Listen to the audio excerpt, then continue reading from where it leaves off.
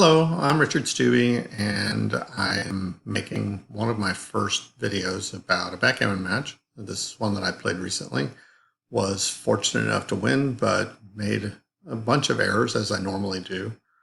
I should say to begin with that I'm not an expert player. My rating tends to be around 9, and maybe that'll be helpful to you because I make the kinds of errors that a person with a rating of a 9 usually makes. So, let's have a look. I won't roll you through the entire match, but what I will do is go to the places where I made what XG rated as blunders. And in this first game, I made a whole bunch of them, especially with the doubling cube. So let's get right to it. This is 3 rolls into the match. I've made 2 rolls. My opponent has made 3 rolls. And I have a wonderful doubling opportunity that I missed. In fact, it's not just a double, but it's a double and a pass. I have 2s to hit. I have 1s to hit. I have 6s to hit. And if all those things fail, I have 7s to hit. I'm not sure that there's a number that I can roll that would not result in a hit. Maybe 5-3. But I also could hit with a 9 here too. So I have a whole lot of good numbers. Almost certainly something as good is going to happen for me here, and I miss a great chance to double. I keep missing chances to double that are errors rather than blunders. So I've already given my opponent more opportunities than maybe I should have. We move a little bit longer into the match. We're still only on roll 7, and here's where I make my first error of the checker playing sort. And I play this, and a much better play would have been this, and a better play than I made would have been this, or this, or this. So I chose the 5th best play among my choices. I'm very lucky to be in a strong position, but reiterating that the play you want to make is this one. It's simple, to the point, and doesn't leave much opportunity for red to come back and hit me. We play a little farther along, and things continue to go pretty well for me. And we get to here, and I have another double. Pretty good chance of closing out the ace point. Another one of these things where it would be hard for me to roll something that's really bad for me. It's a double, but XG says it's a take. I miss another chance here, failing to double, here, and here. And what I'm thinking about is a gammon, even though I do have a ton of work to do. So I've made a whole bunch of cube errors up to here. Good news is I didn't make any mistakes the rest of the way according to XG, and I did in fact win a gammon. So I go up 2-0, and we go to game 2. This is a match to 13, as you can see on your screen. So we move along a little bit. Let's see, it looks like I made yet another cube blunder here when I should have been doubling. I'm up 2-0 at this point. And once again, I'm thinking about a gammon, and XG is saying, I'm thinking you're crazy. So, but there's multiple numbers to hit, checkers on the bar, loose checker on the 2.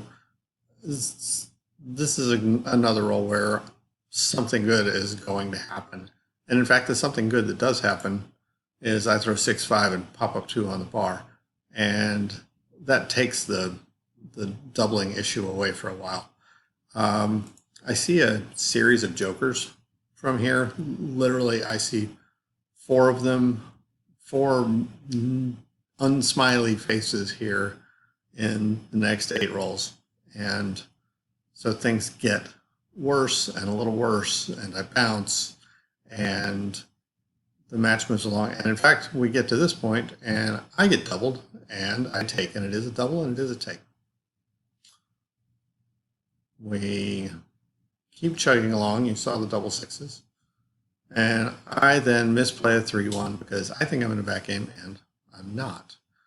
The correct play here is this, to put an extra checker on the 3-point and give myself some flexibility. Some other plays that would have been better than what I made would have been to play bar to 22 and 6 to 5, and to play out to the 21 point. Again, all these plays are more flexible than the play that I chose.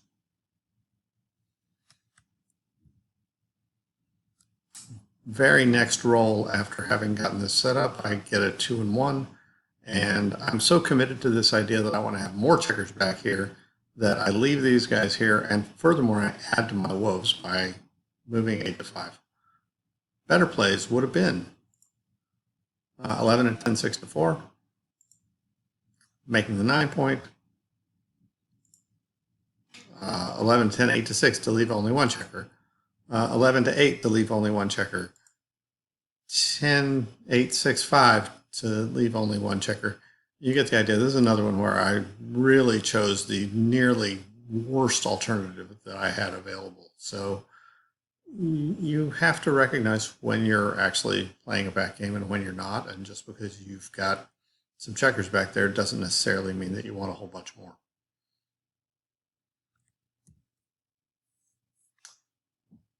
I did lose that game. So it's 2 to 2, and this is the second roll of game 3 where I make one good play and one bad play. The good play is hitting on the 3-point, hitting loose here. One of the flaws of my game is that I fail to hit loose in my inner board as often as I should. Where I made a misplay was with the 6. There's some need to get out here. There's some actual urgency. Red has 10 checkers in the zone, and I haven't even moved off the 24 point. So moving the 6 out there and hitting, taking away a half a roll from red is a good idea, and I wish I had seen it at the time. We move along, and I actually go a few games without a blunder. This is now game 7. It's tied 5 to 5. And I throw a 2-1, and I'm on the bar. And this time I play like there is a major threat to my pieces in red's inner board, when in fact there's not. I make the 2-point. Better play would have been to just come out to the 22. Again, there are only 7 checkers here. The chance of being closed out is remote, and I should have recognized that. Moving to game 8, and now I'm leading 6 to 5, and I get a 6-1 to play, and I once again just get a little too fancy for no apparent gain. Play both these checkers off the 6-point, super safe. When, because of these 2 checkers on the 22 and 23 points, I have the opportunity to take a pretty small risk and just play 15 to 8, clear that point, one less thing to worry about.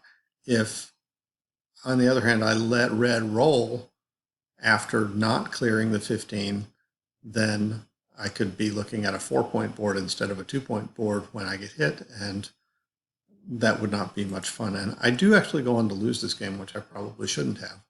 I get hit with a flash out to the 15, and sure enough, red does have a much better board, and then I bounce, and then I get doubled, and so I lose. Now I'm trailing 7 to 6.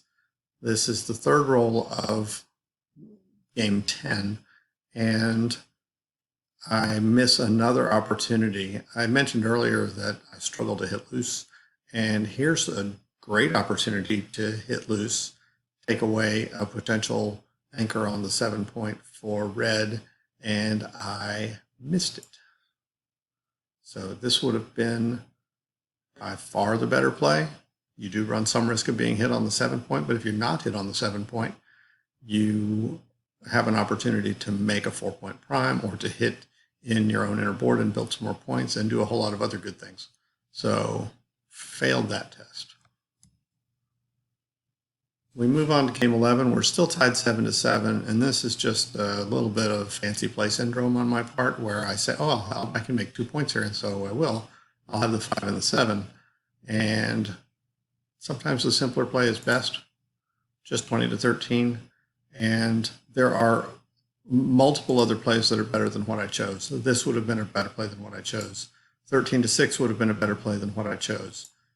22 to 18 and 13 to 10, which really looked super ugly, would have been a better play than what I chose. 20 to 16 and 13 to 10 would have been a better play than what I chose. So again, try not to choose the 7th best play when you're playing backgammon. At least try to get into the top 3 somewhere.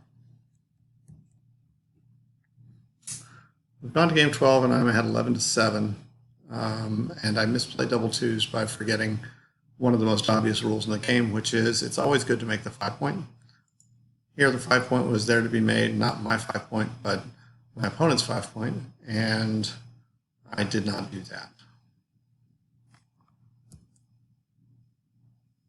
And then we go to the last game of the match. It is 12 to 12, and we are basically even in the race here.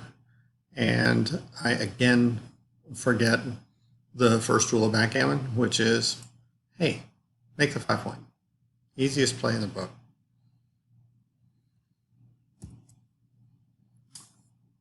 I get it down to where I am a leader in the race and I have double twos to play.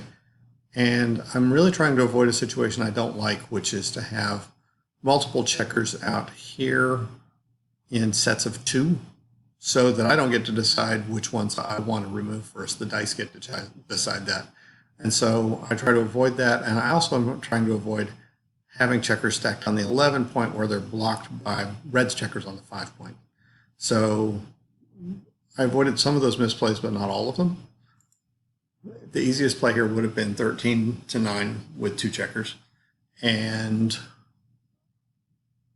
I should have gone with that. There were also other alternatives that were better than what I chose. This would have been a better play than what I chose. And even this would have been a better play than what I chose. So the thing that I was trying to avoid the most would have been a better play than what I chose.